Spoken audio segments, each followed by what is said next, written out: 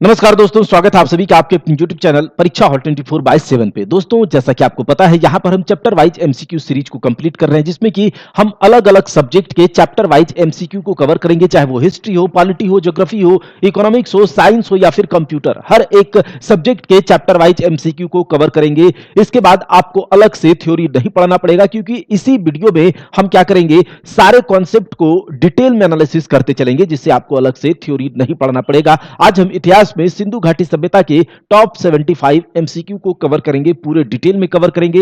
Video को पूरा and तक देखिएगा, बहुत मजेदार होने वाला है, सब कुछ आपको यहीं से मिल जाएगा। चलिए, तो वीडियो की शुरुआत करते हैं। हमारा पहला प्रश्न है, हड़प्पा सभ्यता का सर्वाधिक मान्यता प्राप्त काल कौन सा है? देखिए, या आप हड़प्पन सिविलाइजेशन को हड़प्पा सभ्यता बोलिए, सिंधु सभ्यता बोलिए, सिंधु घाटी की सभ्यता बोलिए, तो सब एक ही है। तो कहा जा रहा है कि हड़प्पन सिविलाइजेशन का सर्वाधिक मान्यता प्राप्त काल किस काल को कहा गया? The most recognised period of the Harappan civilisation. तो याद रखिएगा, जो हड़प्पन सिविलाइजेशन में जो खुदाई हुआ और वहां पर जो आर्कियोलॉजिकल एविडेंसेस मिले हैं, जो मुहर मिला, जो मूर्तियां मिली हैं, ठीक है, तो उसके जब एज को पता लगाया गया, तो कार्बन डेटिंग मेथड के द्वारा तो सर्वाधिक मान्यता प्राप्त काल माना गया 2500 से लेकर 1750 ईसा पूर्व, यानी कि 2500 से 1750 बीसी को सर्वाधिक मान्यता प्राप्त काल कहा गया। अच्छा, ये सिंधु सभ्यता जो है, ठीक है, इस नाम को सबसे पहले किसने दिया था? तो वो भी याद रख लीजिएगा, ठीक है, John Marshall. Sir John martial ने सबसे पहले इस सभ्यता का नामकरण एज अ सिंधु सभ्यता करा, ठीक है, याद रख लीजिएगा। और यहां पर अगर सिंधु सभ्यता की बात करें, इंडस वैली सिविलाइजेशन की बात करें, तो इसके समकालीन कुछ सभ्यताएं थी जो कि एग्जाम में पूछा जाता है। तो सैंधव सभ्यता के, सिंधु सभ्यता के समकालीन सभ्यताएं, मेसोपोटामिया की सभ्यता, ठीक है, याद रख लीजिएगा, मेसोपोटामिया, और आपका मिस्र की सभ्यता। तो ये जो है सिंधु घाटी सभ्यता के समकालीन कुछ सभ्यताएं हैं। तो यहां से हमने इतना देखा, और जो हमारा सही जवाब है वो 2500 से 1750 ईसा पूर्व। अगले सवाल पर चलते हैं। अगला सवाल है, सिंधु सभ्यता निम्न में से किस युग में पड़ता है? Which of the following era does Indus civilisation fall? अब यहां पर कहा जा रहा है कि ये ऐतिहासिक काल यानी कि हिस्टोरिक एज में पड़ता है, या फिर प्रागैतिहासिक काल में यानी कि प्री हिस्टोरिक एज में, उत्तर प्रागैतिहासिक काल, क्या बोलते हैं, पोस्ट प्री हिस्टोरिक एज, या फिर आद्य ऐतिहासिक काल यानी कि प्रोटो हिस्टोरिक एज? तो इसका सही जवाब होगा ये आद्य ऐतिहासिक काल में पड़ता है। अब ये क्यों, ऐसा क्यों होता है? तो मैं आपको बताऊं कि इतिहास को अध्ययन के लिहाज से तीन भागों में बांटा जाता है। एक तो आपका हो जाता है प्रागैतिहासिक काल, एक होता है आपका आद्य ऐतिहासिक काल, और एक होता है आपका ऐतिहासिक काल। अब यहां पर यह है कि प्रागैतिहासिक काल इतिहास का एक ऐसा काल जिसके बारे में जानने के लिए हमें किसी भी प्रकार के रिटेन एविडेंस मौजूद नहीं है, लिखित साक्ष्य नहीं है। तो फिर हम वहां उसके बारे में कैसे जानेंगे? तो उस समय की खुदाई हुई, वहां के कुछ अवशेष मिले, कुछ पुरातात्विक साक्ष्य मिले, तो उसके आधार पर ही हम वहां के बारे में जान सकते हैं। उन लोगों के जीवन के बारे में, रहन सहन के बारे में कैसे हमें पता चलेगा? तो उसके लिए कोई रिटेन एविडेंस नहीं है, बस हमें आर्कियोलॉजिकल एविडेंस यानी कि पुरातात्विक साक्ष्य के भरोसे ही हम उन लोगों के बारे में जान पाते हैं, ठीक है। तो ये वैसा काल जिसमें रिटेन एविडेंस ना हो, केवल आर्कियोलॉजिकल एविडेंस यानी कि पुरातात्विक साक्ष्य के भरोसे हम वहां के बारे में जानते हैं, तो वो प्रागैतिहासिक काल होता है। उसके बाद बात करें आद्य ऐतिहासिक काल की, तो देखिए इसमें रिटेन एविडेंस तो है, ठीक है, रिटेन एविडेंस तो है, लेकिन इस रिटेन एविडेंस को इस लिखे हुए, आखिर ये किस लिपि में लिखा गया है, ये क्या बोलना चाह रहा है, ये अभी तक पढ़ा नहीं जा सका। तो वैसे काल को आद्य ऐतिहासिक काल में रख दिया गया, यानी कि प्रोटो हिस्टोरिक एज में रख दिया गया, याद रखिएगा। तो यही काल आपका आपका कहलाता है इंडस वैली सिविलाइजेशन जो है, ये इसी काल में पड़ता है। ऐसा क्यों कहा गया कि इंडस वैली सिविलाइजेशन को हम आद्य ऐतिहासिक काल में रखेंगे? क्योंकि इंडस वैली सिविलाइजेशन के अलग अलग शहरों में जो कुछ लिपियां हमें मिली है, कुछ चित्रात्मक लिपि मिला है, पिक्टोग्राफिक जो लिपि मिला है, उसे अभी तक पढ़ा नहीं जा सका। तो इसे कह सकते हैं कि रिटेन एविडेंस तो है, लेकिन पढ़ा नहीं जा सका। इसीलिए हम इंडस वैली सिविलाइजेशन को आद्य ऐतिहासिक काल में रखते हैं, और ऐतिहासिक काल में रिटेन एविडेंस भी मौजूद है, ठीक है, बहुत सारे साक्ष्य हैं, रिटेन एविडेंस ग्रंथ है, क्या बोलते हैं, अलग अलग लोगों के द्वारा लिखा गया बुक्स है, ठीक है। तो रिटेन एविडेंस भी है और पुरातात्विक साक्ष्य भी है, तो इसे हम ऐतिहासिक काल कहते हैं। तो इसका सही जवाब क्या होगा इस सवाल का? पूरा आद्य ऐतिहासिक काल याद रखिएगा। अगले सवाल पर चलते हैं, सिंधु घाटी की सभ्यता में घोड़े के अवशेष कहां से मिले हैं? ठीक है, तो सिंधु घाटी सभ्यता के अलग अलग शहरों के बारे में हम एक एक करके देखेंगे। तो घोड़े के अवशेष सुरकोटदा से मिला, बनवाली से मिला, मांडा से या कालीबंगा से? तो इसका सही जवाब है सुरकोटदा। ठीक है, सुरकोटदा। तो चलिए सुरकोटदा पर भी थोड़ा सा चर्चा कर लेते हैं, सुरकोटदा के बारे में। सुरकोटदा से घोड़े के अवशेष और साथ ही साथ यहां से क्या मिला है भाई साहब? तो सुरकोटदा से घोड़े के अवशेष और कब्रिस्तान से, यहां पर कब्रिस्तान से कलश समाधान मिला है। इसका मतलब कि जब लोगों का देहांत होता था तो उन्हें जब कब्र में जब उन्हें दफनाया जाता था तो उसके साथ कलश भी डाल दिया जाता था उसका। तो ये कलश समाधान सुरकोटदा से और घोड़े की हड्डियां भी सुरकोटदा से मिला है। अच्छा, सुरकोटदा जो है ये नगर दो दुर्गों में विभाजित था। याद रख लीजिएगा इस बात को भी कि सुरकोटदा नगर सिंधु घाटी सभ्यता का दो दुर्गों में विभाजित नगर था। अगले सवाल पर चलते हैं, कालीबंगा किस प्रदेश में स्थित है? कालीबंगा किस प्रदेश में? तो आपको बता दें कालीबंगा राजस्थान के हनुमानगढ़ जिले, ठीक है, राजस्थान के हनुमानगढ़ जिले में कालीबंगा प्रेजेंट टाइम पर पड़ता है। ठीक है, हनुमानगढ़ जिला राजस्थान। ठीक है, तो इसका सही जवाब हो जाएगा कालीबंगा, हनुमानगढ़ जिला राजस्थान में पड़ता है। अगले सवाल पर चलते हैं। अगला जो सवाल है, हड़प्पा की सभ्यता के बारे में कौन सी उक्ति सही है? कहा जा रहा है कि नीचे दिया गया स्टेटमेंट है हड़प्पा के बारे में, बताइए कौन सही है?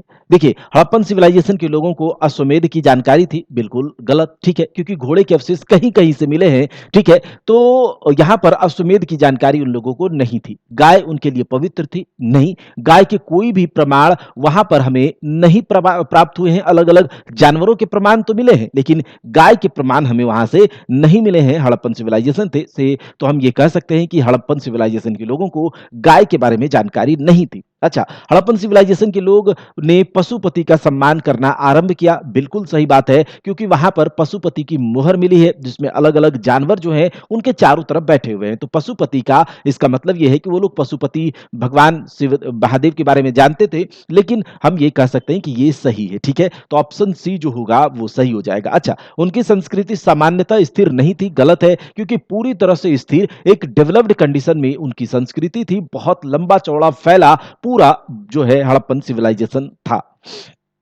अब यहां पर कहा जा रहा है कि पैमाने की खोज ने, हड़प्पन सिविलाइजेशन में पैमाने, स्केल, नाप तौल के बटखारे ये सब कुछ हमें मिले हैं। तो पैमाने की खोज ने यह सिद्ध कर दिया कि सिंधु घाटी के लोग माप और तौल से परिचित थे।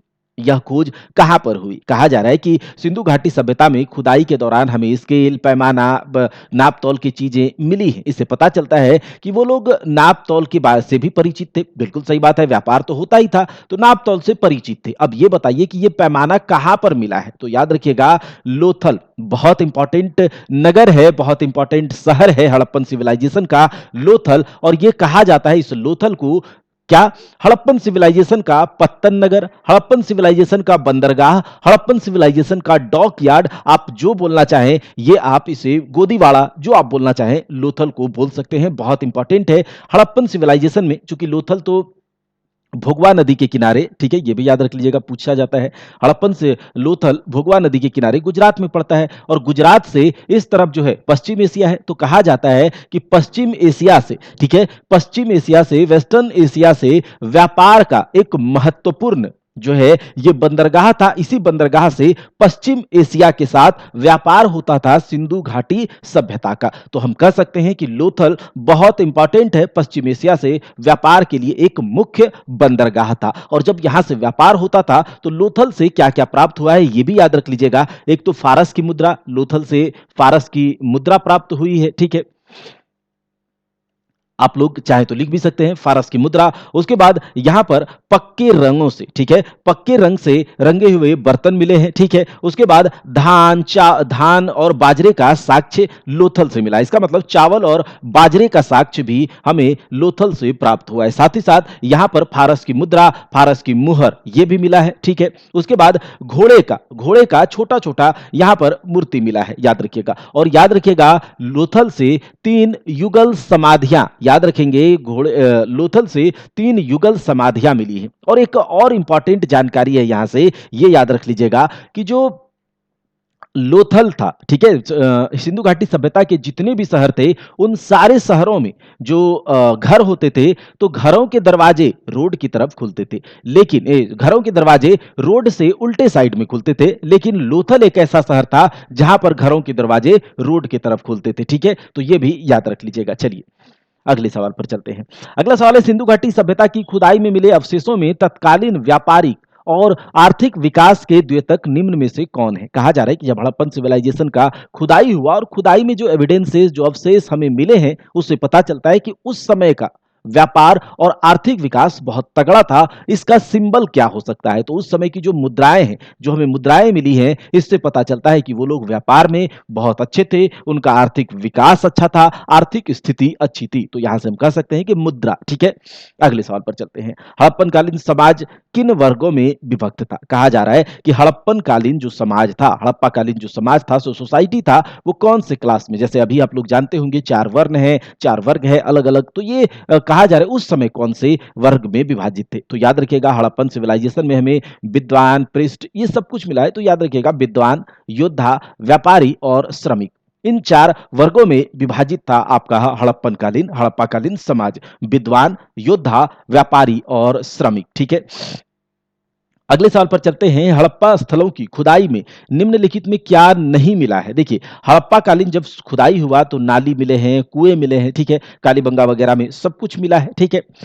दुर्ग भी मिला है, जैसा कि अभी हमने कहा था कि जो सुरकोटदा है वो 2 दुर्गों में विभाजित था। उसके बाद अन्नागार भी यहाँ से मिला है, ठीक है? अन्नागार और ये यहाँ पर जो है अन्नागार मिला है, विशाल स्नानागार मिला है, तो ये सब यहाँ पर मिला है। जैसे ग्रेट ग्रैनरी कहते हैं, ग्रेट बाथ कहते हैं, तो ये सब मिला है, लेकिन मंदिर के साक्ष्य जो है यहाँ से हमें नहीं मिले हैं, ठीक है? मंदिर के साक्ष्य हड़प्पा कालीन स्थलों की खुदाई से हमें नहीं मिला है, जिससे हमें पता चलता है कि उन लोगों को मंदिर के बारे में कोई जानकारी नहीं थी, मूर्ति पूजन उस समय नहीं था। देखिए, सिंधु घाटी की प्राचीन संस्कृति और आज के हिंदू धर्म के बीच एक जैव संबंध का प्रमाण किसकी पूजा से मिलता है? ठीक है?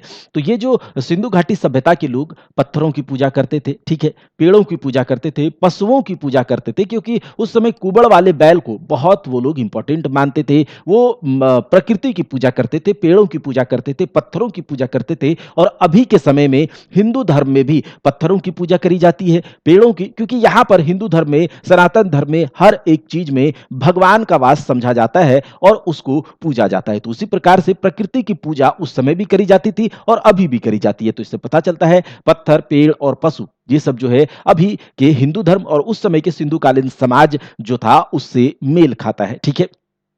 कहा जा रहा है ईंटों की कृत्रिम गोदीवाड़ा वाला एकमात्र सिंधु स्थल कौन सा था? ठीक है, डॉक यार्ड कौन सा? अभी हमने कहा था कि जो गोदीवाड़ा, जो डॉक यार्ड है, वो सिंधु घाटी सभ्यता का लोथल है। यहां से क्या क्या मिला? तो यहां से फारस के, ध्यान से सुनिएगा, फारस की मुद्रा, फारस के मुहर, पक्के रंग में पक्के बने हुए बर्तन, धान, चावल, बाजरा, इन सब का साक्ष्य मिला है। घोड़े की मूर्ति मिली है, 3 युगल समाधियां यहां से मिला है। और ये लोथल जो है राजस्थान, गुजरात के भोगवा नदी के किनारे स्थित है, ठीक है? याद रख लीजिएगा। अब अगले सवाल पर चलते हैं। सिंधु सभ्यता के टेराकोटा की मूर्तियों में निम्न में से कौन सा पालतू जानवर विद्यमान नहीं था? कहा जा रहा है कि सिंधु सभ्यता में टेराकोटा की जो मूर्तियां बनी हैं उसमें से कौन से पालतू जानवर नहीं? तो देखिए, गाय के बारे में उन लोगों को कोई जानकारी नहीं थी, ठीक है?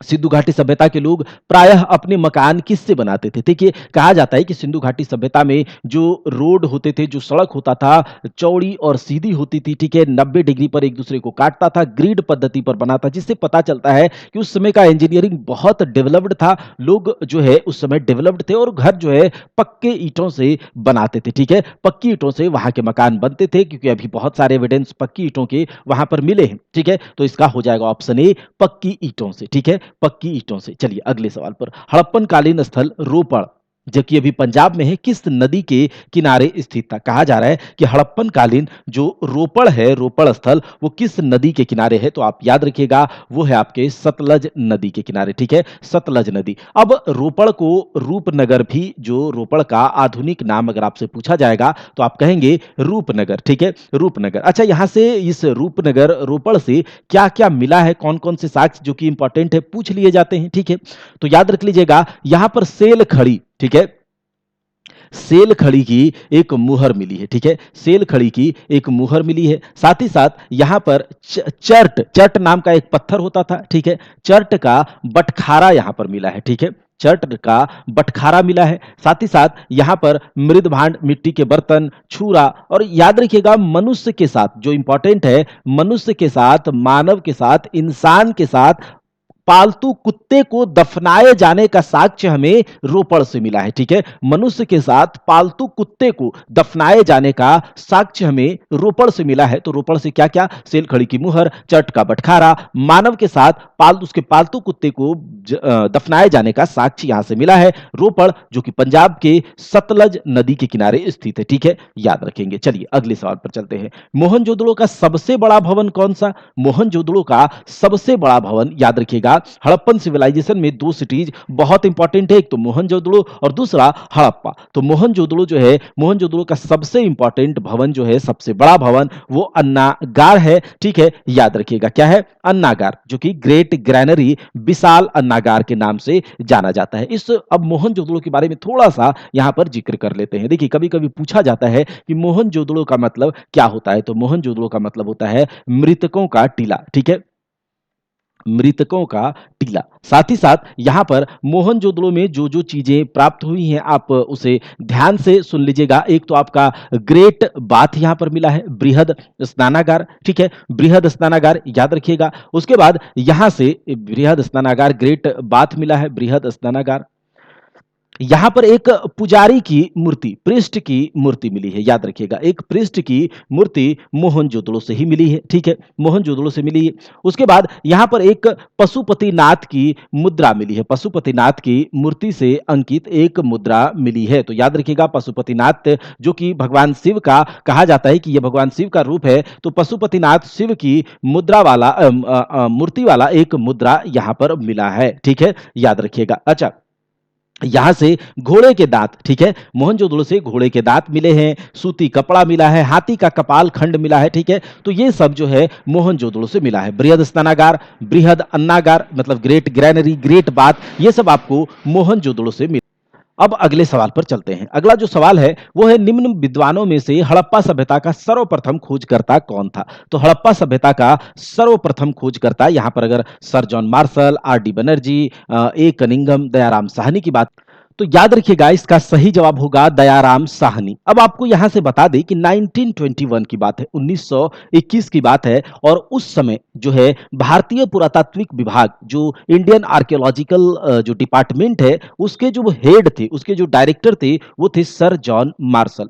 और उसने यहां पर दयाराम साहनी को सबसे पहले जो हड़प्पन सिविलाइजेशन का जो है खुदाई करने का काम दयाराम साहनी को सौंपा था। तो याद रख लीजिएगा, दयाराम साहनी जो है सबसे पहले सर्वप्रथम खोजकर्ता हड़प्पन सिविलाइजेशन का माना जाता है। चलिए अगले सवाल पर चलते हैं।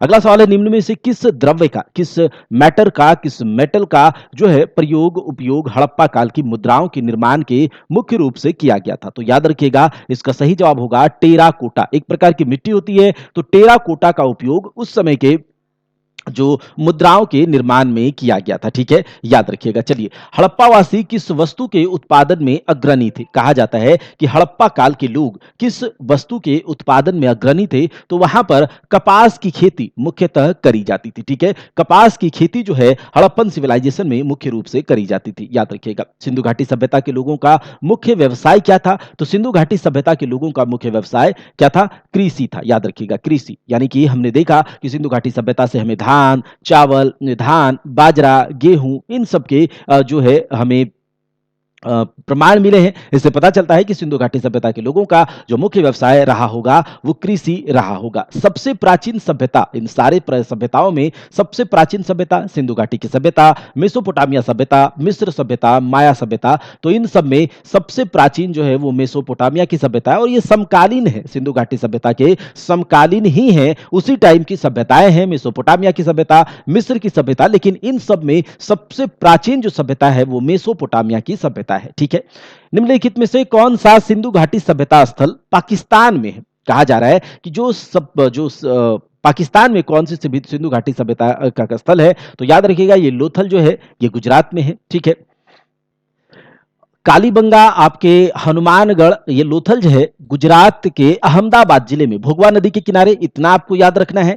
कालीबंगा जो है हनुमानगढ़ जिले में राजस्थान में है। आलमगीरपुर आपको पता होगा उत्तर प्रदेश में है, ठीक है, यूपी में, उत्तर प्रदेश में मेरठ जिले में हिंडन नदी के किनारे। और ये जो हड़प्पा है, याद रखिएगा, हड़प्पा हड़प्पन सिविलाइजेशन का जो एक शहर है, और ये प्रेजेंट टाइम पर पाकिस्तान के मोंटगोमरी जिले, याद रखिएगा, पाकिस्तान के मोंटगोमरी जिले में स्थित है। पाकिस्तान के मोंटगोमरी जिले में ये प्रेजेंट टाइम पर स्थित है, पाकिस्तान के मोंटगोमरी जिले में। और हड़प्पा जो है ये शहर रावी नदी के किनारे स्थित है, ठीक है। कौन से नदी के किनारे? रावी नदी के किनारे स्थित है। बस आपको इतना याद रखना है, तो ऑप्शन हो जाएगा डी, हड़प्पा जो है पाकिस्तान में है। अगले सवाल पर चलते हैं। सिंधु घाटी सभ्यता के शहरों की गलियां कैसी थी? तो सिंधु घाटी सभ्यता में शहर जो शहर थे उसके गलियां जो है चौड़ी तथा सीधी थी। रोड इसके ग्रिड पद्धति पर थे, 90 डिग्री पर रोड एक दूसरे को काटते थे। तो याद रखिएगा, जो गलियां थी चौड़ी और सीधी थी, ठीक है, बहुत इंपॉर्टेंट है, याद रखना है। अगले सवाल पर चलते हैं। सिंधु घाटी सभ्यता की लिपि कैसी थी? क्या वो लोग तमिल था, खरोष्टी था, अज्ञात था, या फिर ब्राह्मी था? तो मैंने आपको कहा था कि सिंधु घाटी सभ्यता को आद्य ऐतिहासिक काल में रखा गया है, और जिसे कि हम लोग प्रोटो हिस्टोरिक एज कहते हैं। आद्य ऐतिहासिक काल में रिटेन एविडेंस तो है, हमने कहा ना कि रिटेन एविडेंस मतलब कि लिखित साक्ष्य तो प्रेजेंट है, लेकिन उस लिखित साक्ष्य को अभी तक पढ़ा नहीं जा सका है, रीड नहीं किया जा सका है, इसका लिपि को अभी तक नहीं पढ़ा जा सका है कि आखिर उस लिपि में लिखा क्या क्या गया है। तो जो सिंधु घाटी सभ्यता की जो लिपि है उसे कहा जाता है कि वो कुछ चित्रात्मक लिपि है, इस तरह से चित्र कुछ बनाए गए हैं, ठीक है। तो चित्र जो है अभी तक पढ़ा नहीं जा सका है उस लिपि को, इसीलिए हम कहते हैं कि वो अज्ञात लिपि है, चित्रात्मक लिपि है, अभी तक पढ़ा नहीं जा सका है, ठीक है। चलिए, कहा जा रहा है निम्न में से कौन सा लक्षण सिंधु सभ्यता के लोगों का सही चित्रण करता है?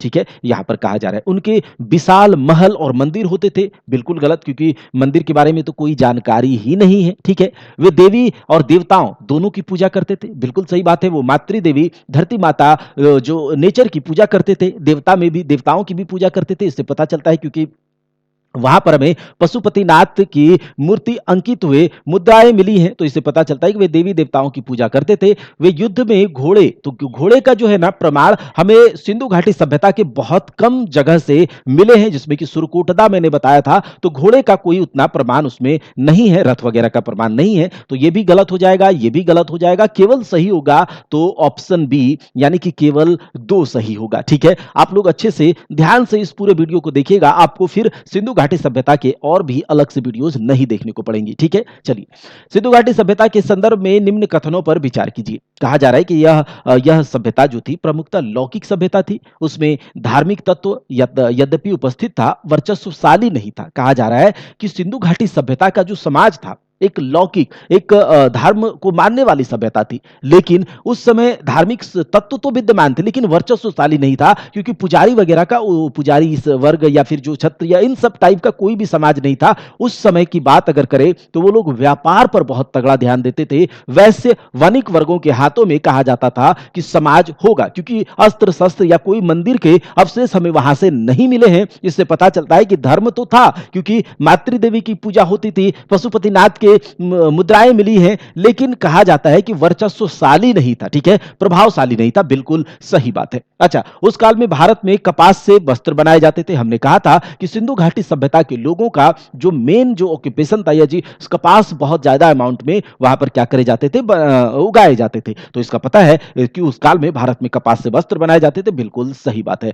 तो दोनों सही हो जाएगा, ठीक है, दोनों सही हो जाएगा। अगले सवाल पर चलते हैं। अगला सवाल है, सिंधु घाटी सभ्यता के संदर्भ में निम्न पशुओं पर विचार कीजिए। कहा जा रहा है बैल, हाथी और गैंडा, क्या ये तीनों मिला है? क्या बताइए। सिंधु घाटी सभ्यता के जो मुद्राएं हैं उनमें ये पशुओं की आकृति मिली है, बिल्कुल मिला है। बैल भी मिला है, हाथी भी मिला है, गेंडा भी मिला है। गाय के प्रमाण यहां से नहीं प्राप्त हुए हैं, ठीक है, तो तीनों मिला है। देखिए, कभी कभी पूछा जाता है कि एक मुद्रा हमें वहां से मिली है, ठीक है, पशुपतिनाथ की, पशुपतिनाथ योगी पशुपतिनाथ शिव भगवान शिव की मुद्रा, बैठी हुई मुद्रा में, ठीक है, वहां पर बैठा हुआ मुद्रा में एक मुहर मिला है, जिसमें कि 5 प्रकार के जानवर थे उसमें, याद रखिएगा उस मुहर में 5 प्रकार के जानवर थे। कितने? 5 प्रकार के 6 जानवर थे। कौन-कौन? तो देखिए इसमें गैंडा और भैंसा था, ठीक है? गैंडा, भैंसा वहां पर उस मुद्रा में देखने को मिला है। उसके अलावा ये पूछा जाता है, उसके अलावा 2 हिरन था, ठीक है? एक नहीं 2 हिरन, एक गैंडा, एक भैंसा, 2 हिरन है और एक आपका बाघ है और एक हाथी है। तो 5 प्रकार के 6 जानवर वहां पर है। बाघ, हाथी 2 हो गया, गैंडा भैंसा 4 हो गया और हिरन 5 हो गया। 5 प्रकार के 6 जानवर इस मुद्रा में देखने को मिले हैं, ठीक है? तो गैंडा, भैंसा, बैल वगैरह का यहां पर जिक्र है। सिंधु सभ्यता के लोग किससे परिचित नहीं थे? कहा जा रहा है कि सिंधु सभ्यता के लोग बाघ से परिचित थे, क्योंकि बाघ और हाथी का जो है अंकन हमने देखा है वहां पर। घोड़े का भी जो है प्रमाण कहीं ना कहीं से मिलता है, हाथी का प्रमाण मिला है। आज ये हाथी ही हुआ, ठीक है? तो बकरी वगैरह कुछ है तो इसका प्रमाण भी मिला है, लेकिन ये शेर का प्रमाण जो है, यहां से शेर के प्रमाण हमें सिंधु घाटी सभ्यता के से नहीं मिला है, जिससे हम कह सकते हैं कि उसके समय के लोग शेर से परिचित नहीं थे। बाघ तो था लेकिन शेर से परिचित नहीं थे। अब चलिए, सिंधु सभ्यता का व्यापार कहां से होता था, ठीक है? सिंधु सभ्यता का व्यापार कहां से होता था? तो सिंधु सभ्यता का व्यापार ईरान से भी होता था, अफगानिस्तान से भी होता था, राजस्थान से भी होता था, ठीक है? इन सब जगहों से सिंधु सभ्यता में जो है वस्तुएं मंगाई जाती थी, लेकिन ये रोम से इसका व्यापार नहीं था। तो ईरान, अफगानिस्तान, राजस्थान, इन सब जगहों से सिंधु घाटी सभ्यता के लोगों का सिंधु सभ्यता का व्यापार होता था, ठीक है? इतना आपको याद रखना है। अगले सवाल पर चलते हैं। अगला जो सवाल है, सिंधु सभ्यता में निम्न कौन सी चीजें पाई गई हैं? कहा जा रहा है कि सिंधु सभ्यता में, देखिए सिंधु सभ्यता में अन्नागार यानी कि विशाल अन्नागार मोहनजोदड़ो से हमें मिला है, ठीक है? 2 मंजिला भवन भी मिला है मोहनजोदड़ो से, स्नानागार ग्रेट बाथ भी मिला है मोहनजोदड़ो से। तो हम कह सकते हैं कि अन्नागार, 2 मंजिला भवन, स्नानागार ये सब मिला है। क्या मंदिर मिला है? नहीं मिला है, ठीक है? 1 मंजिला भवन कहीं मिला है? नहीं मिला है। अन्नागार जलाशय नहीं मिला है, ठीक है? चलिए, मिला है भवन तो मिला है। चौड़ी सड़कें, स्नानागार, स्नान करते पुरुष की मूर्ति नहीं मिली है। तो ये आप देख लीजिएगा, ये जो ऑप्शन ए है ये यहां पर मिला है, ठीक है? चलिए अगले सवाल पर चलते हैं। सिंधु सभ्यता की तिथि क्रम सर्वप्रथम किससे निर्धारित किया गया था? तो सिंधु सभ्यता का जो खुदाई हुआ या एविडेंस जो मिले हैं, तो उसका जो काल क्रम है, तिथि क्रम है, किसको कंपेयर करके, किसको रिलेटिव रख के यहां पर देखा गया था? तो देखिए, इससे पहले की जो सभ्यता थी मेसोपोटामिया की सभ्यता है, और मेसोपोटामिया के अवशेषों के सापेक्ष यहां का कालक्रम निकाला गया था। तो याद रख लीजिएगा, मेसोपोटामिया के अवशेष, मेसोपोटामिया में जो खुदाई होकर के जो अवशेष मिले, वहां से वहां को रेफरेंस मान करके यहाँ के अवशेषों का तिथि क्रम दिया देखा गया, ठीक है? तो ऑप्शन बी हो जाएगा, ठीक है? ऑप्शन बी हो जाएगा। अगले सवाल पर चलते हैं। सिंधु सभ्यता के मापक किस गुणक के भारक है? हमने देखा था कि सिंधु सभ्यता के लोगों को माप तौल का, वेट मेजरमेंट, इन सब का जानकारी था, क्योंकि हमें स्केल मिले हैं, पैमाने मिले हैं। कहां से? लोथल से मिला था, हमने देखा था। तो कहा जा रहा है कि जो वो मापक मिले हैं किस मल्टीपल में थे? तो याद रखिएगा 16 के मल्टीपल में, 16, 32, 64 इस तरह के मल्टीपल में वहां के मापक थे। तो याद रखिएगा 16 की गुणज में डायरेक्ट आपसे आंसर पूछा जाएगा, क्वेश्चन पूछा जाएगा। अगले सवाल पर चलते हैं। सिंधु घाटी संस्कृति वैदिक सभ्यता से भिन्न थी। अब हम अगला जो हमारा चैप्टर होगा हिस्ट्री में, वो वैदिक सिविलाइजेशन होगा, वैदिक सभ्यता होगी। तो वैदिक सिविलाइजेशन से सिंधु घाटी संस्कृति कैसे भिन्न थी? तो याद रखिएगा कि सिंधु घाटी सभ्यता में जो है विकसित शहरी जीवन की सुविधाएं थी, बिल्कुल सही बात है। लेकिन वैदिक सभ्यता एक ग्रामीण सभ्यता थी, बल्कि सिंधु घाटी सभ्यता एक शहरी सभ्यता थी, ठीक है? सिंधु घाटी सभ्यता में क्या था? सिंधु घाटी सभ्यता की लिपि जो थी चित्रात्मक लिपि है, लेकिन वैदिक सभ्यता की लिपि को पढ़ा जा सका है, ठीक है? इसके पास लोहे और रक्षा शस्त्रों के ज्ञान का भाव था, तो हमें किसी भी प्रकार के अस्त्र शस्त्र सिंधु घाटी सभ्यता से नहीं मिले हैं, लेकिन वैदिक सभ्यता से मिले हैं। तो हम कह सकते हैं कि ऊपर दिए गए सभी ऑप्शंस जो हैं वो ये बताते हैं कि सिंधु घाटी सभ्यता और वैदिक सिविलाइजेशन अलग अलग था। देखिए, सिंधु घाटी सभ्यता जानी जाती है अपने नगर नियोजन के लिए, सिटी प्लानिंग के लिए, बिल्कुल सही बात है, क्योंकि इसका सिटी प्लानिंग बहुत तगड़ा था, ठीक है? तो सिटी प्लानिंग के लिए जाना जाता है। मोहनजोदड़ो और हड़प्पा जैसे शहरों के लिए, बिल्कुल सही बात है। अपने कृषि संबंधी कार्य के लिए भी जाना जाता है, क्योंकि वहां पर हमें धान, बाजरा के साक्ष्य मिले हैं, जौ, ये सब के साक्ष्य मिले हैं, ठीक है? और अपने उद्योगों के लिए भी जानी जाती है, ठीक है? तो हम कह सकते हैं, क्योंकि बहुत सारे कल कारखाने भी हमें यहाँ से प्राप्त हुए हैं, इनके शहरों से, नगरों से, तो हम कह सकते हैं कि सभी सिंधु सिंधु घाटी सभ्यता सब ऑप्शन यहाँ पर क्या हो जाएगा, ऑप्शन डी होगा। उपयुक्त सभी के कारण सिंधु घाटी सभ्यता जानी जाती है। अगले सवाल पर चलते हैं। निम्न में से किस पशु की आकृति जो मुहर पर मिले है जिससे ज्ञात होता है कि सिंधु घाटी सभ्यता एवं मेसोपोटामिया के मध्य व्यापारिक संबंध थे? कहा किससे किससे मिलता है भाई साहब? तो इसका सही जवाब होगा बैल। याद रखिएगा बैल होगा, ठीक है, बैल। अब कहा जा रहा है कि कि बैल की आकृति की जो मुहर यहां पर मिली है इससे ज्ञात होता है कि सिंधु घाटी सभ्यता और मेसोपोटामिया के मध्य व्यापारिक संबंध थे, ठीक है, व्यापारिक संबंध थे, याद रखिएगा।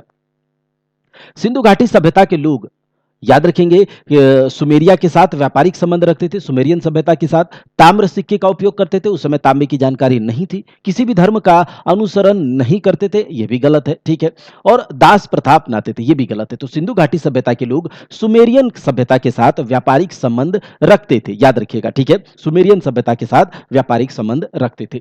अवेस्ता और ऋग्वेद में समानता है। देखिए अवेस्ता जो है ये एक धार्मिक ग्रंथ है पारसियों की। तो अवेस्ता और ऋग्वेद में समानता है। अवेस्ता किस क्षेत्र से संबंधित है? तो देखिए आपको पता होगा कि ईरान में जो है जिंद अवेस्ता करके वहां पर धार्मिक ग्रंथ पारसियों का, वहां पर ईरानियों का, पारसियों का जो है बोलबाला था। तो वहां पर जो अवेस्ता और ऋग्वेद में समानता है, तो अवेस्ता जो है ईरान से संबंधित है, याद रखिएगा। अवेस्ता जो ग्रंथ है वो ईरान से संबंधित है, याद रखेंगे। कहा जा रहा है नीचे दो वाक्यांश, दो स्टेटमेंट दिए गए हैं, उसको देखना है, ठीक है। चलिए, कहा जा रहा है मोहनजोदड़ो और हड़प्पा नगर अब विलुप्त हो गए हैं। ये बिल्कुल सही बात है। मोहनजोदड़ो और हड़प्पा नगर विलुप्त हो गया, इसका पतन हो गया है। वह खुदाई के दौरान प्रकट हुए थे।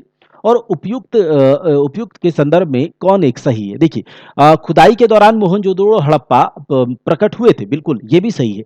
और मोहनजोदड़ो और हड़प्पा भी अभी भी विलुप्त हो गया है, तो दोनों सही है, लेकिन एक दूसरे का कोई भी जो है स्पष्टीकरण नहीं है। तो यहाँ क्या हो जाएगा, ऑप्शन बी हो जाएगा। ए और आर दोनों सही है, लेकिन किंतु आर सही स्पष्टीकरण नहीं है ए का, ठीक है। चलिए, मोहनजोदड़ो के विषय में निम्न में कौन सा कथन सही है? कहा जा रहा है कौन सा कथन सही है? गृह निर्माण तरासे पॉलिशदार पत्थरों से होता था, बिल्कुल गलत। वहां ईंटों का यूज होता था, वो उस तरह से तरासे हुए पॉलिशदार पत्थरों से नहीं होती थी, ये गलत है। कुल्हाड़ियां, छेनी, छुरियां, मछली पकड़ने के कांटे, यह सब लोहे के बने होते थे। देखिए उस समय अस्त्र शस्त्र का इतना उपयोग नहीं था और ना ही इतना लोहे की जानकारी थी, ठीक है, तो ये भी गलत हो जाएगा। स्नानागार का फर्श पकी हुई ईंटों का बना हुआ था, बिल्कुल सही बात है। पकी ईंटों से वहां पर जो है भवन बनाए जाते थे। वहां के निवासियों को स्वर्ण आभूषणों का ज्ञान नहीं था, ऐसा नहीं है, ठीक है। तो यहां से क्या हो जाएगा, स्नानागार, ये ऑप्शन सी होगा, ये सही हो जाएगा। अगले सवाल पर चलते हैं। अगला सवाल है, सिंधु घाटी सभ्यता की विकसित अवस्था में निम्न में से किस स्थल से घरों में कुएं के अवशेष मिले हैं? तो घरों में कुएं के अवशेष जो है यह हमें मोहनजोदड़ो से मिले हैं, याद रखेंगे, मोहनजोदड़ो से मिले हैं। और मोहनजोदड़ो से क्या क्या मिला है? तो ग्रेट ग्रैनरी मिला है, ग्रेट बाथ मिला है, विशाल स्नानागार, विशाल अन्नागार, नृत्य करती हुई कांसे की मूर्ति। ये भी बहुत बार पूछा जाता है कि डांसिंग जो गर्ल है, नृत्य करते हुए कांसे की मूर्ति, ये कहां से मिला है? नृत्य करते हुए कांसे की मूर्ति, ये भी आपका कहां से? तो ये मिला है आपका मोहनजोदड़ो से। साथ ही साथ पुजारी की मूर्ति, पृष्ठ की मूर्ति, ठीक है, घोड़े के दांत मिले हैं, सूती कपड़ा मिला है, हाथी का कपाल खंड मिला है, ठीक है। तो ये सब कुछ कहां से मिला है? मोहनजोदड़ो से मिला है, ठीक है। मोहनजोदड़ो की प्रसिद्ध पशुपति मुहर पर देवता जो है पशुपति जो मुहर है उस पर किन पशुओं से, देवता किन पशुओं से घिरा था? तो हमने कहा था कि इसमें 5 प्रकार के पशु थे और 6 पशु थे। 5 प्रकार के पशुओं में कौन कौन थे भाई साहब? तो 5 प्रकार के पशुओं में बाघ था, हाथी था, गैंडा, भैंसा और हिरन, 5 प्रकार के पशु हैं। तो अब आपको यह बताना है कि चीता, गैंडा, भैंसा और हाथी क्या ये था? तो यहां पर चीता नहीं बल्कि बाघ हो जाएगा, ठीक है, बाघ हो जाएगा। बाघ, गैंडा, भैंसा और हाथी, ठीक है, 5 प्रकार के 6 जानवर थे, क्योंकि 2 हिरन थे, ठीक है, याद रखिएगा, 2 हिरन। और फिर उसके बाद एक एक बाघ, भैंसा, गैंडा, हाथी, 4 और एक 5 हो गया हिरन, ठीक है। चलिए अगले सवाल पर चलते हैं। निम्न में से हड़प्पा संस्कृति के किस स्थल से कब्रिस्तान के प्रमाण नहीं मिले हैं? देखिए हड़प्पा सभ्यता के, हड़प्पा से, राखीगढ़ी से, रोपड़ से, यहां से कब्रिस्तान के साक्ष्य मिले हैं, लेकिन मोहनजोदड़ो से कब्रिस्तान के साक्ष्य नहीं मिले हैं। तो ऑप्शन डी हो जाएगा सही, मोहनजोदड़ो से, ठीक है। अगले सवाल पर चलते हैं। हड़प्पा संस्कृति की निम्न में से कौन से स्थल कच्छ प्रदेश में स्थित है? हमने कहा था कि लोथल जो है, लोथल जो है वो गुजरात की, ठीक है, वो गुजरात के लोथल जो है गुजरात के कच्छ जिले में स्थित है। बिल्कुल सही बात है। लोथल जो है गुजरात के कच्छ जिले में स्थित है। ये सही है। कौन से स्थल? कच्छ प्रदेश में स्थित है। तो यहां से आप याद रखिएगा कि ये जो लोथल है ये गुजरात के अहमदाबाद जिले, याद रखिएगा ये कच्छ नहीं बल्कि गुजरात के अहमदाबाद जिले में ये लोथल स्थित है। रोजदी की बात करें तो ये गुजरात के राजकोट में, ठीक है, राजकोट में। उसके बाद ये धौलावीरा है, ये कच्छ के रन में, और ये देसलपुर, तो ये देसलपुर और धौलावीरा कच्छ प्रदेश में स्थित है। याद रखेंगे देसलपुर और धौलावीरा जो है ये सब जो है देसलपुर, धौलावीरा, लोथल और रोजदी ये सब गुजरात में है लेकिन अलग अलग जगहों पे। देसलपुर, धौलावीरा कच्छ प्रदेश में, लोथल जो है अहमदाबाद और रोजदी राजकोट में है। तो यहां से क्या हो जाएगा सही जवाब? 1 और 2, option A B, option A हो जाएगा इसका सही जवाब। किस स्थल से युगल स्त्री पुरुषों के समाधानों का साक्ष्य प्राप्त हुआ है? तो हमें लोथल से, ठीक है, लोथल से युगल स्त्री और पुरुषों के समाधान का साक्ष्य प्राप्त हुआ है। याद रखिएगा हड़प्पाकालीन लोथल से, हड़प्पाकालीन स्थल लोथल से युगल स्त्री पुरुषों के समाधान यहां पर प्राप्त हुए हैं। लोथल का गोदीवाड़ा अच्छी तरह से जुड़ा हुआ था। देखिए भीमा नदी से, भुगवा नदी से, नर्मदा नदी से या ताप्ती नदी से। तो मैंने आपको कहा था कि जो लोथल है या एक हड़प्पन सिविलाइजेशन का एक गोदीवाड़ा था, डॉकयार्ड था, बंदरगाह था, पत्तन नगर था, और यहाँ से क्या होता था? पश्चिमी एशिया का व्यापार होता था इस जगह से। इसीलिए लोथल से हमें बहुत सारी चीजें, फारस की मुद्रा, फारस की मुहर, घोड़े की मूर्ति, 3 युगल समाधियां, धान, बाजरे, ये सब का साक्ष्य यहाँ से लोथल से मिला है। साथ ही साथ हमने कहा था कि लोथल के जो सड़क थे, घर जो होते थे वो सड़क के किनारे, सड़क की तरफ इसके मुंह खुलते थे घरों के। ये इंपॉर्टेंट है, यहां से याद रखिएगा। और लोथल जो है भोगवा नदी के किनारे स्थित है। तो ये जो गोदीवाड़ा था ये भोगवा नदी से जुड़ा हुआ था, ठीक है। तो ये ऑप्शन बी हो जाएगा, याद रखिएगा, ठीक है। अगला सवाल है, मृन पट्टिका पर उत्कीर्ण सिंह युक्त देवता की आकृति प्राप्त हुई है, कहां से? तो मृन पट्टिका पर उत्कीर्ण सिंह युक्त देवता की आकृति जो है यह हमें लोथल से प्राप्त हुई है। याद रखेंगे लोथल से बहुत कुछ हमने देखा, तो लोथल से प्राप्त हुआ है, ठीक है। चलिए सुरकोटदा के बारे में हमने बात करा था कि सुरकोटदा से घोड़े की हड्डियां, ठीक है, घोड़े की हड्डी यहां से प्राप्त हुआ है। नगर जो था ये दुर्गों में विभाजित था सुरकोटदा से, और कब्रिस्तान से कलश समाधान सुरकोटदा से मिला है, ठीक है, सुरकोटदा से मिला है। कालीबंगा भी बहुत इंपॉर्टेंट है, ब्लैक बेंगल्स इसका मतलब होता है। कालीबंगा से जूते हुए खेत, भूकंप के साक्ष्य, एक चबूतरा पर अग्निकुंड कालीबंगा से मिला है, ठीक है। और यहां पर अग्निकुंड वेदिकाएं, यज्ञ वेदिकाएं मिली हैं, सेल खड़ी मिट्टी के मुहरे मिले हैं कालीबंगा से। तो ये सब कुछ, और कालीबंगा कहां पर है? तो राजस्थान के हनुमानगढ़ जिले में। हाथीदांत का पैमाना किस हड़प्पा कालीन जगह से मिला है? तो देखिए हाथीदांत का पैमाना जो है ये लोथल में प्राप्त हुआ है, ठीक है, याद रखिएगा। हाथीदांत का पैमाना लोथल से प्राप्त हुआ है, ठीक है, हाथीदांत का पैमाना लोथल से प्राप्त हुआ है। और ये धौलावीरा कहां पर है? ठीक है, लोथल भी गुजरात के अहमदाबाद जिले में, और ये जो धौलावीरा है गुजरात के कच्छ के रन में स्थित है, ठीक है, याद रखिएगा। और धौलावीरा ये जो धौलावीरा नगर है ये 3 भाग में विभक्त था, ठीक है, 3 भाग में विभाजित था। धौलावीरा बहुत बार पूछा जाता है कि हड़प्पन सिविलाइजेशन का कौन सा नगर है जो 3 भाग में विभाजित था। एक तो क्या होता था? किला, एक पार्ट, उसके बाद आपका होता था बीच वाला नगर, मध्य नगर, और एक होता था आपका निचला नगर। ये 3 पार्ट में धौलावीरा विभाजित था, और ये धौलावीरा गुजरात के कच्छ के रन में स्थित है। अच्छा, इस धौलावीरा से विशाल जलाशय मिला है, बहुत ही ज्यादा वाटर मैनेजमेंट का एक डेवलप्ड सिस्टम यहाँ पर धौलावीरा से हमें प्राप्त हुआ है। और अभी धौलावीरा को वर्ल्ड हेरिटेज साइट में भी जगह दिया गया है। तो यहाँ पर 10 चिन्हों वाला एक लिपि प्राप्त हुआ है, ठीक है, 10 चिन्हों वाला एक लिपि प्राप्त हुआ है, ठीक है, एक बोर्ड प्राप्त हुआ जिसमें 10 आकृति वाला, 10 चिन्हों वाला एक शिलालेख यहां पर प्राप्त हुआ है, ठीक है, कहां से? धौलावीरा से। चलिए अगले सवाल पर चलते हैं। अगला सवाल है, हड़प्पा सभ्यता की 2 नवीनतम खोजों को का निर्धारण कीजिए। हड़प्पा सभ्यता में देखिए धौलावीरा के बारे में तो हमें क्या बोलते हैं पता था ही, और रोपड़, मांडा, ये सब तो पता है, लेकिन अभी जो नए खोज हुए हैं वो धौलावीरा और कुंतासी का। याद रखिएगा धौलावीरा और कुंतासी का। धौलावीरा को अभी हाल ही में वर्ल्ड हेरिटेज साइट में भी जगह मिला है। धौलावीरा से क्या क्या मिला? एक तो विशाल जलाशय मिला है, और वाटर मैनेजमेंट का बहुत डेवलप्ड सिस्टम हमें पता चला है धौलावीरा से, ठीक है। और यहाँ पर 10 चिन्ह वाला एक शिलालेख भी प्राप्त हुआ है धौलावीरा से। 3 नगरों में, 3 भागों में यह विभाजित था। तो कुंतासी और धौलावीरा याद रख लीजिएगा, ठीक है।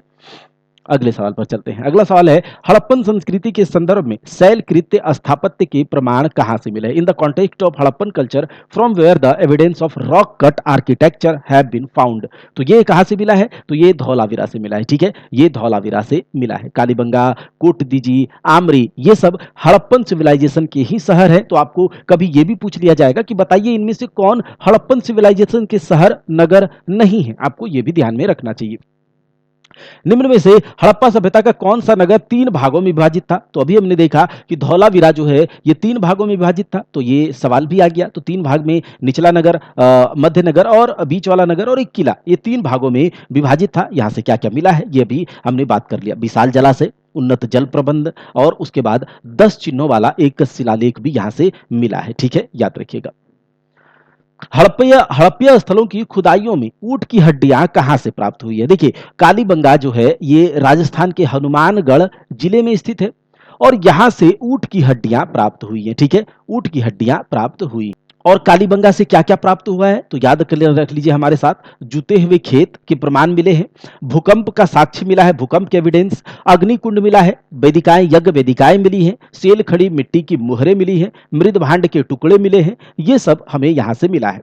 और कालीबंगा में कच्ची और पक्की दोनों ईंटों का प्रयोग हुआ है। घर बनाने के लिए कच्ची ईंट और पक्की ईंट दोनों का प्रयोग हुआ है। कालीबंगा में जो है कच्ची ईंट और पक्की ईंट दोनों का प्रयोग हुआ है। देखिए, कच्ची ईंटों का प्रयोग घर बनाने में उपयोग किया जाता था कालीबंगा में। ठीक है, घर द्वार बनाने में। और पक्की ईंटों का प्रयोग जो किया जाता था नालियों में, कुआं में, स्नानागार, ये सब में पक्की ईंटों का प्रयोग किया जाता था। तो ये याद रख लीजिएगा कि धौलावीरा में कच्ची और पक्की ईंट दोनों का प्रयोग किया गया है। कच्ची ईंट का उपयोग घर बनाने में होता था, बल्कि पक्की ईंटों का प्रयोग नाली में, कुओं में, स्नानागार, इन सब में उपयोग होता था। ये कालीबंगा के बारे में हम बात कर रहे हैं।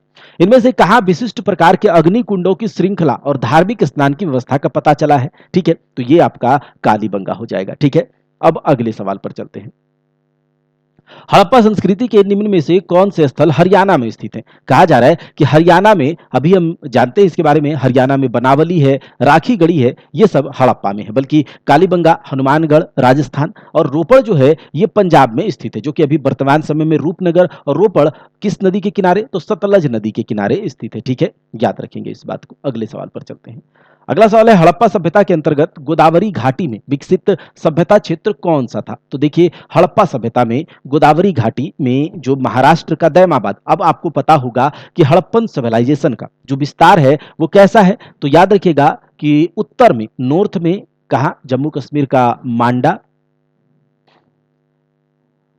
दक्षिण में आपका महाराष्ट्र का दैमाबाद, आपको पता होगा, दक्षिण में महाराष्ट्र का दैमाबाद, पूर्व में आपका आलमगीरपुर जो कि उत्तर प्रदेश में स्थित है। ठीक है, आलमगीरपुर उत्तर प्रदेश के मेरठ जिले में आलमगीरपुर, और पश्चिम में ये आपका पाकिस्तान का सुत का गेंडोर। तो ये 4 इसके बॉर्डर हैं, इसके 4 सीमा है। ठीक है, पूर्व में आपका आलमगीरपुर उत्तर प्रदेश, सुत का गेंडोर पाकिस्तान में, मांडा जम्मू कश्मीर में और दक्षिण में दैमाबाद महाराष्ट्र में। और ये दैमाबाद गोदावरी नदी के गोदावरी घाटी में विकसित क्षेत्र था दैमाबाद। ठीक है, कि उसने सिंधु सभ्यता का प्रयोग सर्वप्रथम किया था। तो सिंधु सभ्यता शब्द का प्रयोग सर्वप्रथम सर जॉन मार्शल ने किया था 1921 में, जब सर जॉन मार्शल ने दयाराम साहनी की अध्यक्षता में, दयाराम साहनी की अगुवाई में हड़प्पन सिविलाइजेशन का खुदाई करने के लिए भेजा था। तो उस समय सर जॉन मार्शल ने भारतीय पुरातात्विक विभाग के अध्यक्ष, निर्देशक थे, डायरेक्टर थे, और इसीलिए सिंधु सभ्यता शब्द का सबसे पहले उपयोग करा था। निम्न में से किसने हड़प्पन संस्कृति के विघटन के लिए इंद्र को उत्तरदायी मान लिया?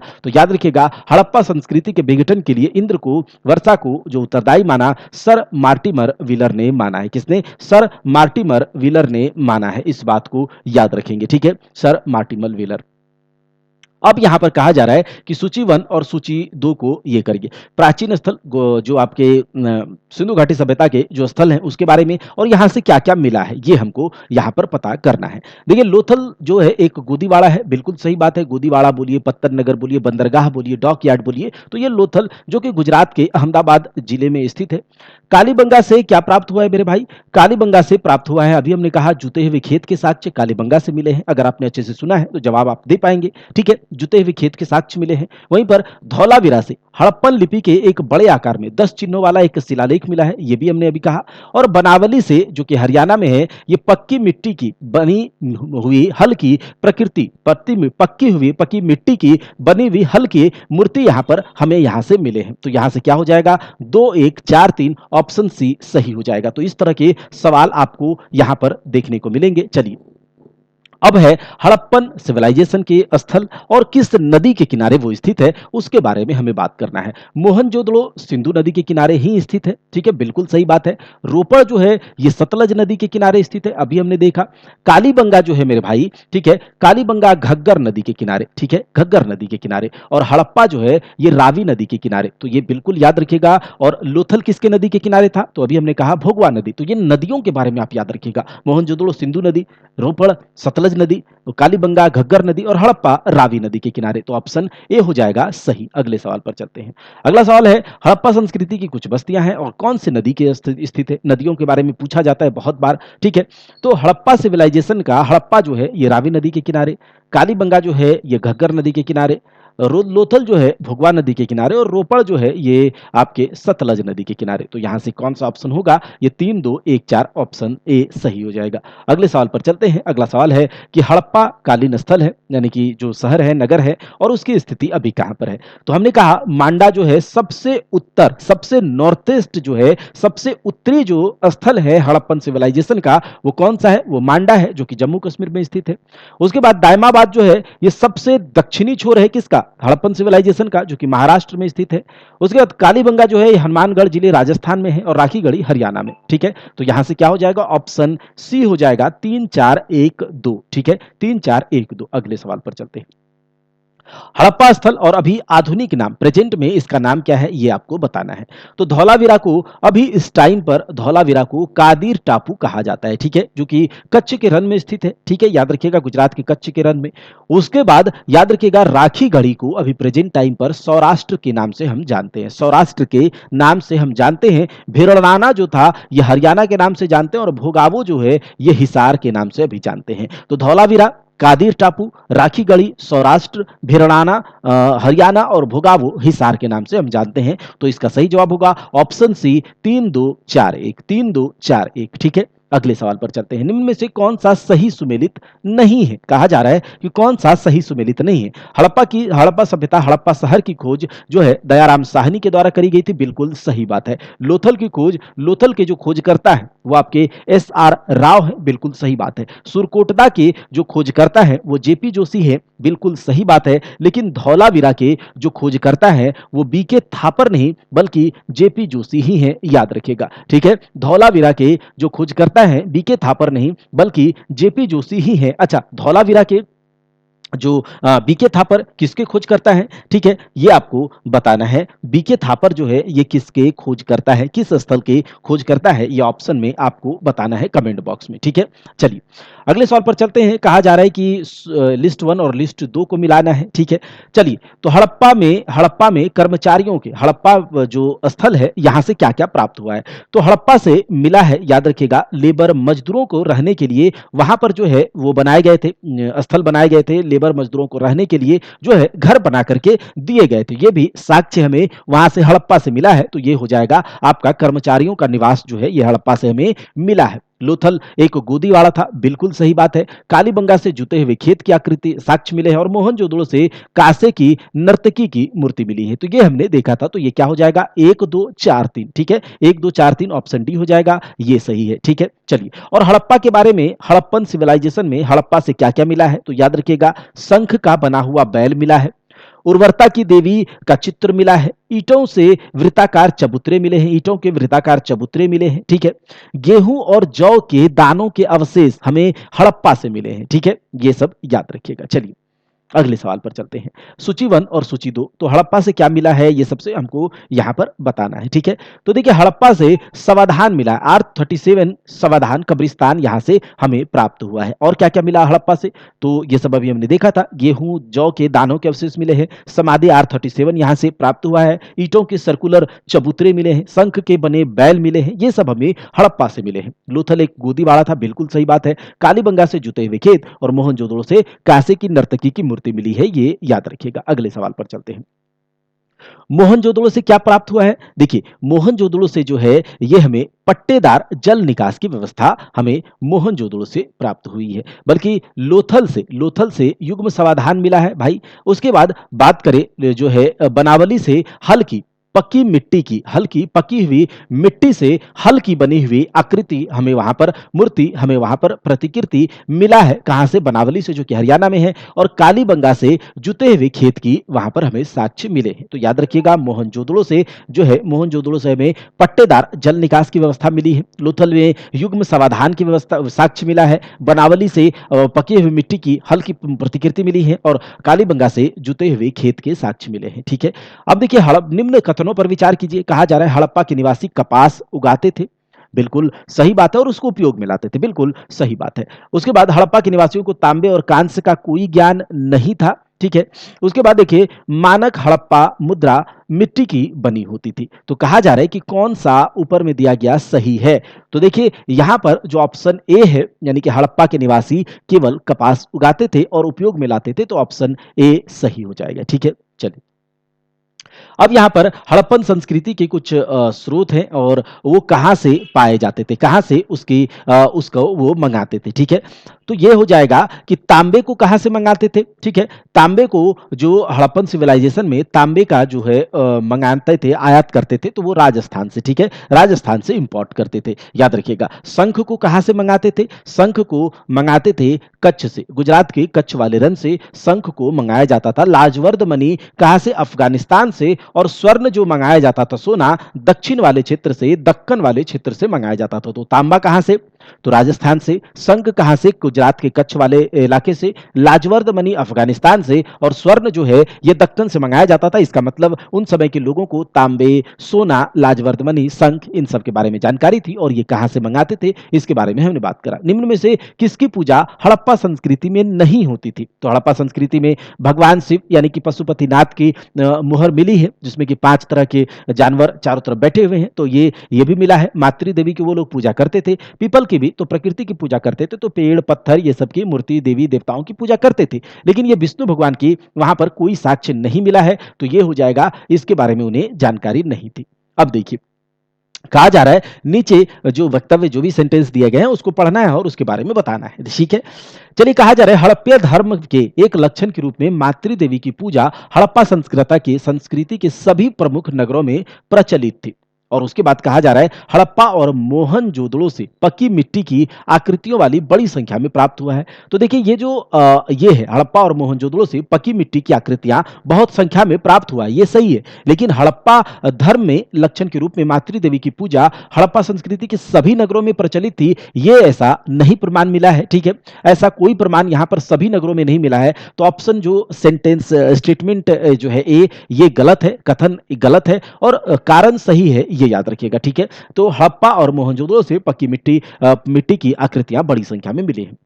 अब देखिए कहा जा रहा है निम्न कथनों पर विचार कीजिए और नीचे दिए गए कोड को भरिए। ठीक है, कोड को दिया गया भरने के लिए, ठीक है, सही करने के लिए। तो मोहनजोदड़ो, हड़प्पा, रोपड़, कालीबंगा सिंधु घाटी सभ्यता के प्रमुख स्थल हैं। बिल्कुल सही बात है। ठीक है, बिल्कुल सही बात है। हड़प्पा के लोगों ने सड़कों और नालियों के जाल के साथ नियोजित शहरों का विकास किया, यह भी सही है। और हड़प्पा के लोगों को धातुओं का उपयोग का पता नहीं था, यह गलत है, क्योंकि अभी हमने देखा तांबे, सोने सबको वो आयात करते थे, लाजवर्द मणि, तो ये गलत है। तो ऑप्शन क्या हो जाएगा? ऑप्शन ए सही हो जाएगा। 1 और 2 सही है। ठीक है, अगला सवाल है निम्न में से किस हड़प्पा कालीन स्थल से हल का टेराकोटा प्राप्त हुआ है? तो हल का टेराकोटा पकी हुई मिट्टी से प्रतिकृति जो मिला है वो बनावली से मिला है, हरियाणा के बनावली से। ये हमने देखा था। हमने एक धौलावीरा के बारे में देखा, हमने बनावली के बारे में देखा, हमने कालीबंगा देखा, हमने लोथल के बारे में देखा, क्या क्या मिलता है ये भी हमने देखा है। तो अच्छे से ध्यान से सुनिएगा, आपको याद हो जाएगा, चाहे तो आप लिख भी सकते हैं। उसके बाद हमने मोहनजोदड़ो को देखा, हमने रोपड़ को देखा, हमने सुरकोटदा को देखा, हमने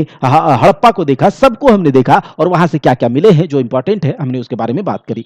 निम्न हड़प्पीय फसलों में से किसका पश्चिमी एशिया से प्रसार माना जाता है? कहा जा रहा है कि हड़प्पन सिविलाइजेशन से पश्चिमी एशिया से कौन आया, किसका प्रसार माना जाता है? तो याद रखिएगा, गेहूं और जौ का प्रसार जो है वो हड़प्पा पश्चिमी एशिया से इसका प्रसार माना जाता है। ठीक है, याद रखेंगे। चावल, चावल का साक्ष्य तो हमें लोथल से मिला है, ठीक है। कपास जो है बहुत ज़्यादा अमाउंट में यहाँ पर उगाए जाते थे, तो ये तो नहीं, लेकिन गेहूँ और जौ जो तो ये याद रख लीजिएगा, ठीक है। पूरा स्थल जूनी कराल से किस निर्माण के साक्ष्य प्राप्त हुए हैं? देखिए, हड़प्पन सिविलाइजेशन जूनी कुराल से जो है स्टेडियम के साक्ष्य हमें प्राप्त हुए हैं। अभी-अभी ये नए-नए एविडेंस यहाँ पर मिला है, तो जूनी कुराल से स्टेडियम के साक्ष्य मिले हैं, याद रख लीजिएगा। उसके बाद ऋग, वैदिक, आर्य और हड़प्पा संस्कृति के लोग एक ही थे। इस सिद्धांत का प्रतिपादक कौन है? देखिए, कहा जा रहा है कि ऋग वैदिक काल और ऋग वैदिक, आर्य और हड़प्पन संस्कृति के लोग एक ही थे। ऐसी बात बीबी लाल के द्वारा कही गई है, ठीक है। बीबी लाल ने ऐसा कहा है। तो ये टोटल हम लोगों ने 75 प्रश्नों को देखे हैं। इसी प्रकार से ये तो बहुत फैक्चुअल बेसिस बेस्ड क्वेश्चन थे। तो ये आप देख लीजिएगा और इसी प्रकार से हिस्ट्री के, पॉलिटी के, ज्योग्राफी के, इकोनॉमिक्स के, साइंस के, हर एक सब्जेक्ट के चैप्टर वाइज एमसीक्यू हम लोग करेंगे। इसके बाद हम लोग हिस्ट्री में वैदिक सिविलाइजेशन करेंगे, मौर्यन करेंगे, उसके बाद जो है गुप्ताज करेंगे। तो ये सब कुछ हम एक एक करके चैप्टर वाइज एमसीक्यू करेंगे, साइंस में भी करेंगे, कंप्यूटर में भी करेंगे। तो अगर आप लोगों को वीडियो अच्छा लगा है और आप चाहते हैं हमें सपोर्ट करना, तो आप चैनल पर नए हैं तो चैनल को सब्सक्राइब करके बेल आइकन को जरूर दबाइएगा। और ये वीडियो आप लोगों के लिए, अगर आप जेपीएससी, जेएसएससी, एसएससी, रेलवे, इन सारे एग्जामिनेशन में ये वीडियो आपके लिए बहुत लाभदायक होगा। मिलते हैं अगले क्लास में, तब तक के लिए जय हिंद।